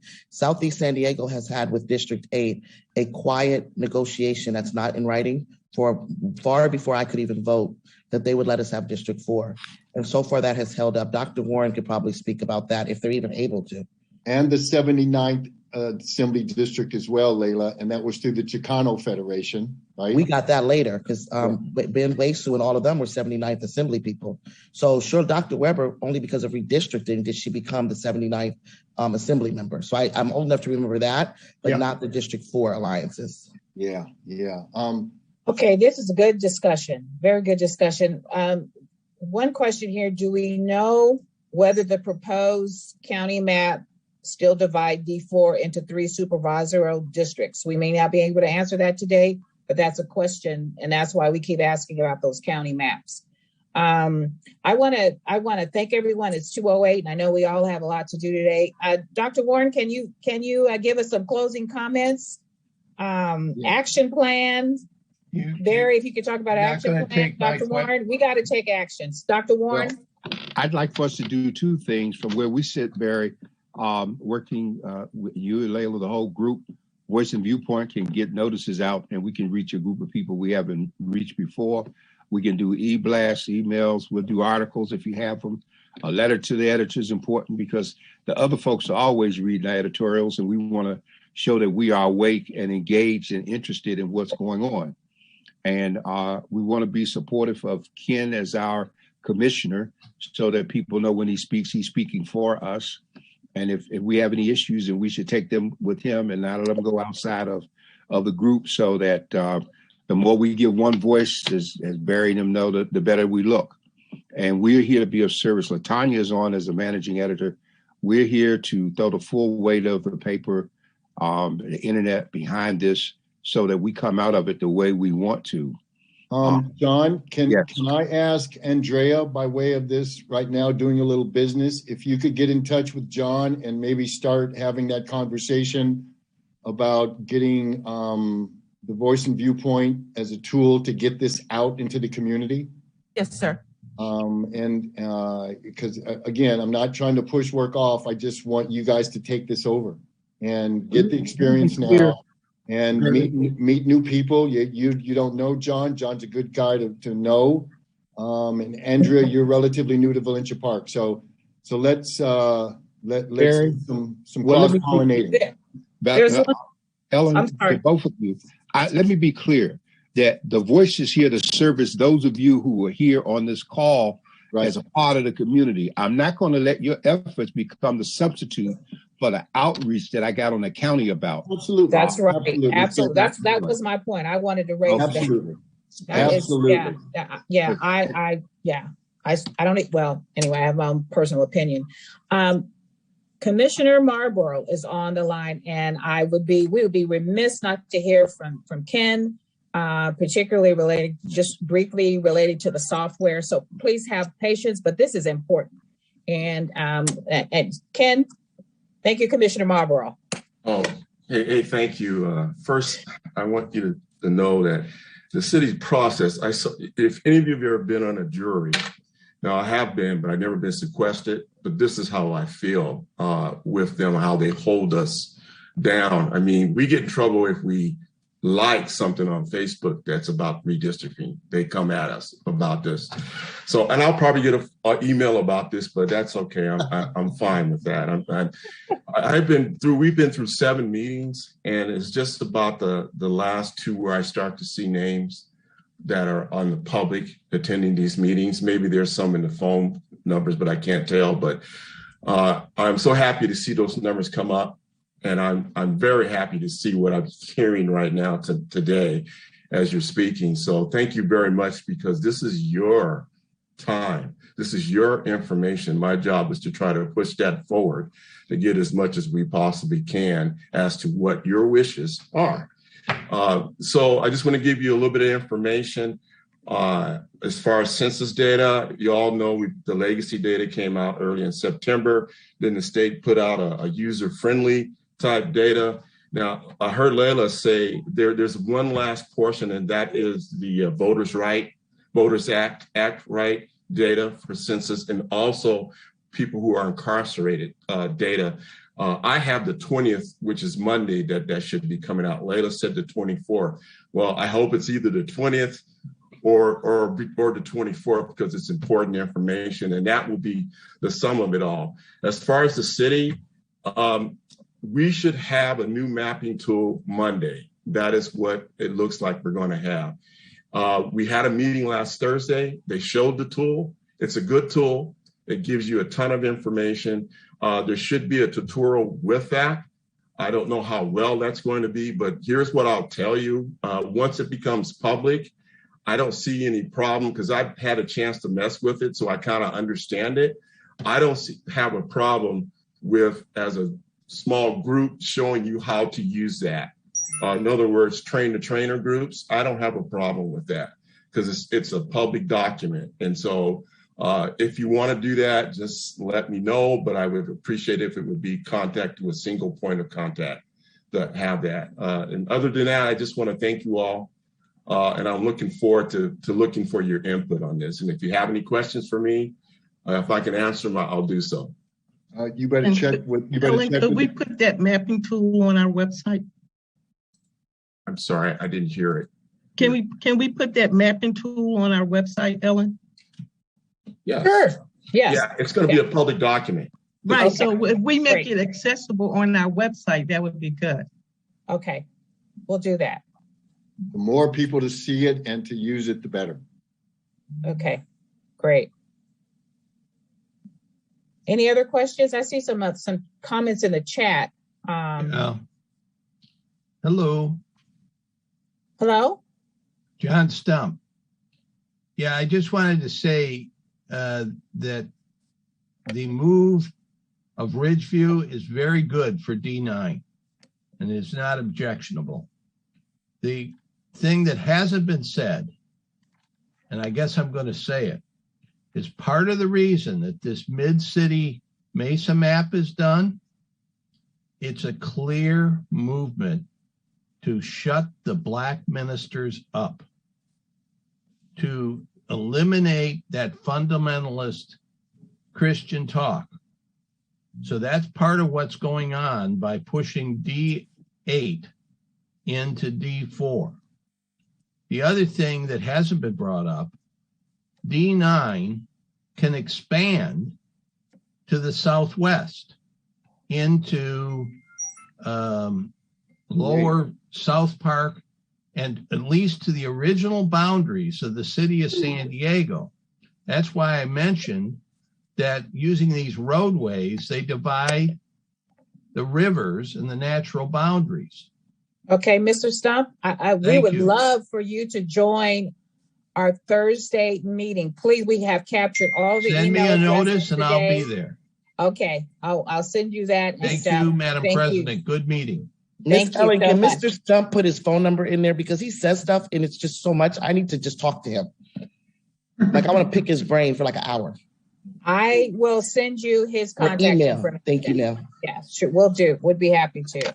All right. I think we all want to talk to all of ourselves. That's why that Thursday meeting is so important, that we all come together and share thoughts, because I'm learning a whole lot. I want to be clear that this meeting is informational. This meeting is informational only. We're not trying to tear anyone down. We're not trying to tear neighborhoods down. This is about us creating equitable and fair maps. And that's it. And we know what our job is, and we appreciate the process because it's resident driven. It could be political driven. It's my understanding, if I'm wrong, in 2010, I think the County Board of Supervisors drew the maps. And so the question regarding the splitting of the D4 with 3 different supervisors is one of the outcomes of our political figures drawing the map. So we're glad that this time around we get a chance, the residents get a chance to draw the maps based on again, the premise under that they're equitable and fair. So we thank you all for being here. Any more comments for the good of the order? Yeah, Ellen, I have a comment. It's Elise. Yes. I want to thank all of you who made a presentation at the D4 Redistricting Committee, and especially Andrea. Her foundational presentation was fabulous, and I wanted her to know that I think it really made a difference. Thank you. Thank you. Thank you, Dr. Warren. Thank you, Dr. Pollard. Thank you, Dr. Layla Aziz. I see Francine is here, president of NAACP. We had all the powerhouses on the line. We are going to ensure that we have fair and equitable maps. Thank you all. Commissioner Marlborough, we thank Commissioner Pons for taking the time out, and all of you. I want you all to have a great rest of your day, but we got some work to do. As Layla said, we just came out of recall and we tired, but we got to find some energy somewhere to get this redistricting done where we create equitable and fair maps. All right. God bless you. Have a great weekend. Take care.